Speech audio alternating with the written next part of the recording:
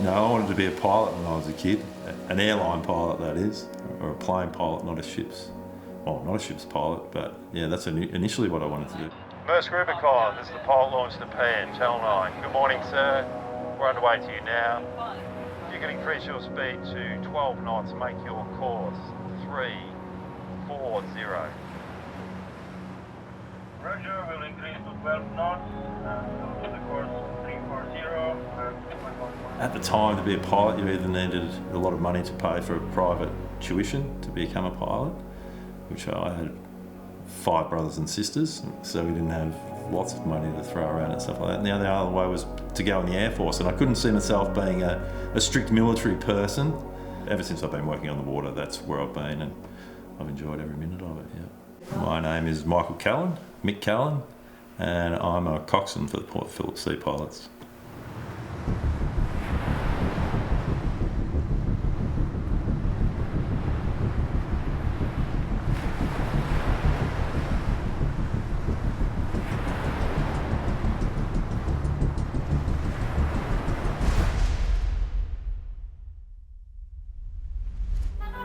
The Port Phillip Sea Pilots, for 140 years, a part of Port Phillip and Victoria.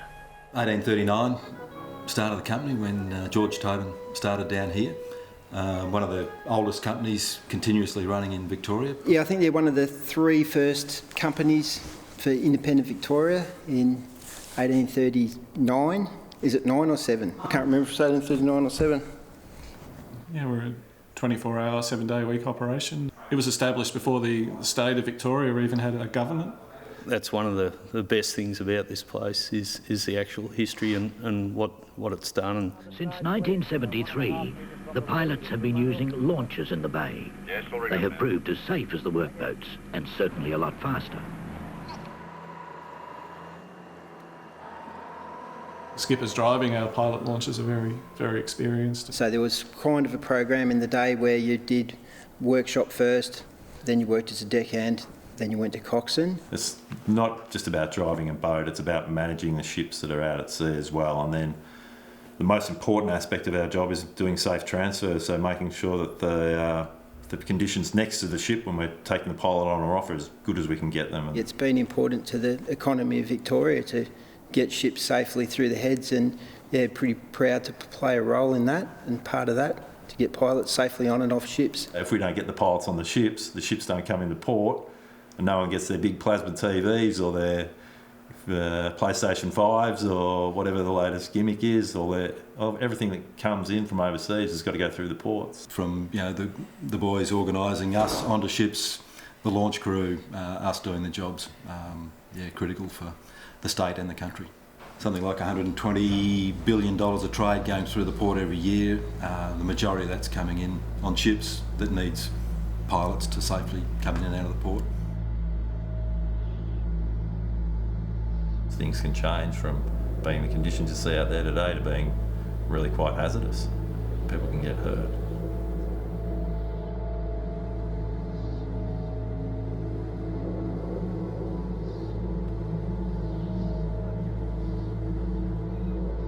There's an element of risk-taking involved that gets, you're that sort of person or not, but it doesn't motivate me. I'm not there enjoying it when things get tough. I'm probably as scared as the next person, but I try and remain calm and think my way through. From heading out through the rip in fairly horrendous conditions to board ships is dangerous.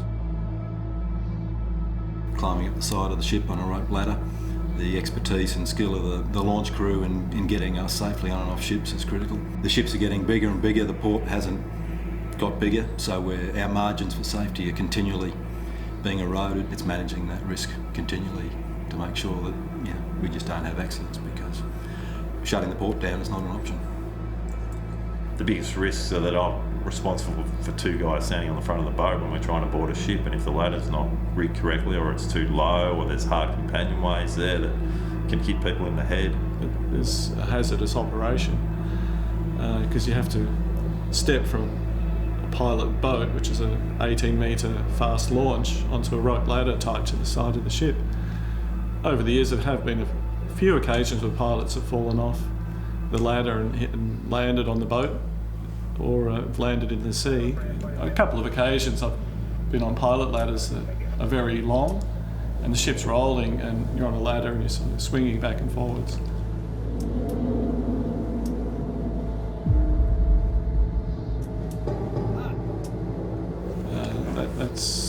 That can be a bit confronting. One instance in particular, the ship started turning away from us, and so when it's turning away, we're alongside. It's pushing us sideways, and in this situation, it was pushing us underwater as well.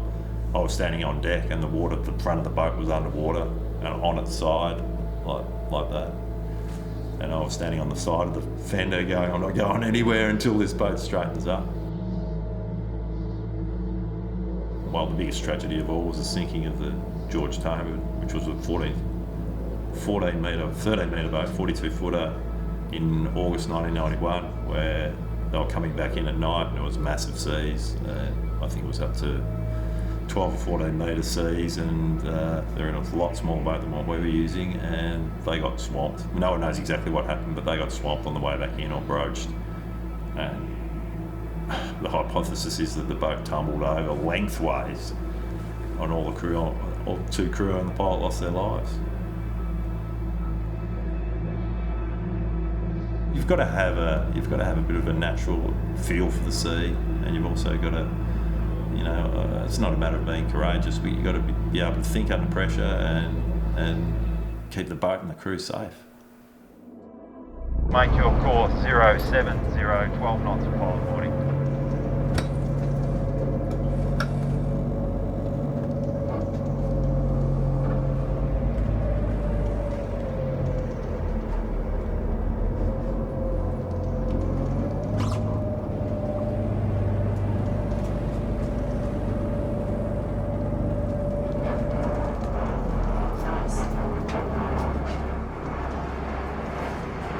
Bag of tricks.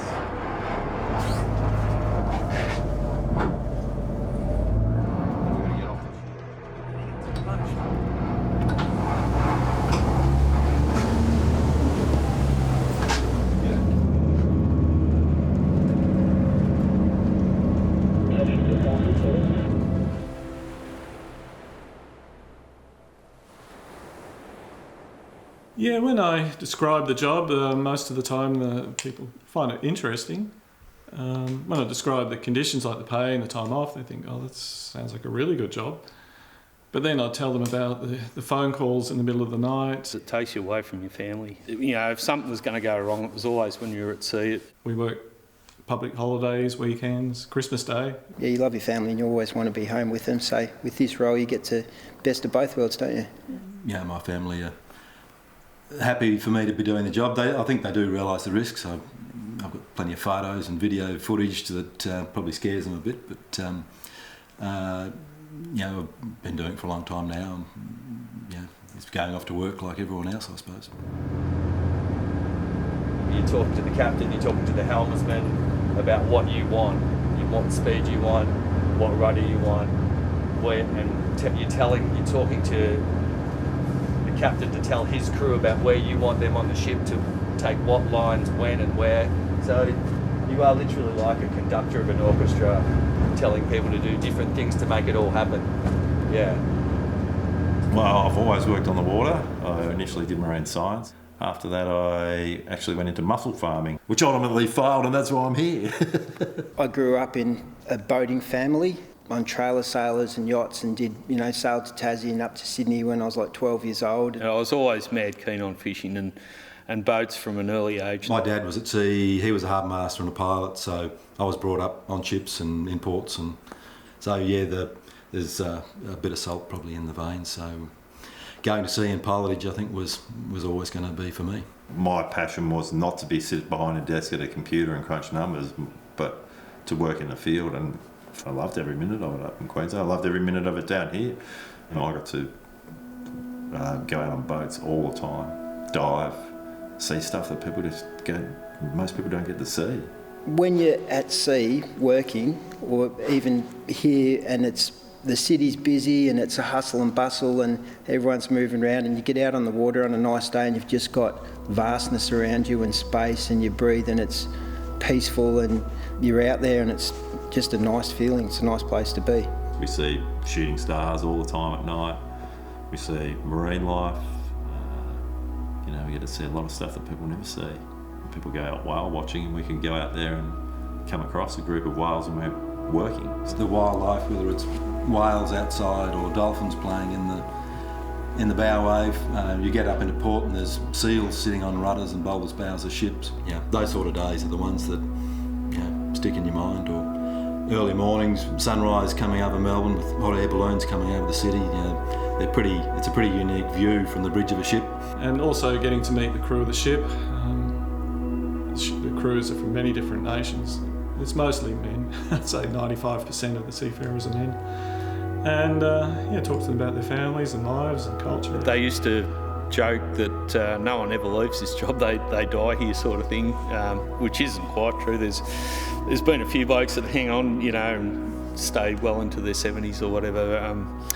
I would like to think that this will be the last place that I work. I mean, I like the people, I like the job. So I couldn't see myself going anywhere else. When I retire, I'll still be mucking around with boats and trying to get on the water. Well, you quite openly pointed out to everyone the other day that I was approaching 60, so I think the chances of getting another job are pretty slim at this stage, so hopefully if they'll have me, I'll stay here until I retire. Follow your passion, don't worry, don't chase money or things like that. It's just, and that's what I suppose going to sea, that's what I always really wanted to do, and that's what I did. It's not a day goes by where I don't think how lucky I am to have the job I've got, doing something I really like. Follow the path that comes up before you and make the decisions based on what's presented before you. Don't sort of lock yourself into anything that you have to do. Being at sea is, as I say, something that I've known my whole life, but if you can find a job that keeps you interested and makes you get out of bed in the morning, then you're pretty lucky, and if you can find that, I would go for it. See what life throws at you and make your decisions on what options are given to you.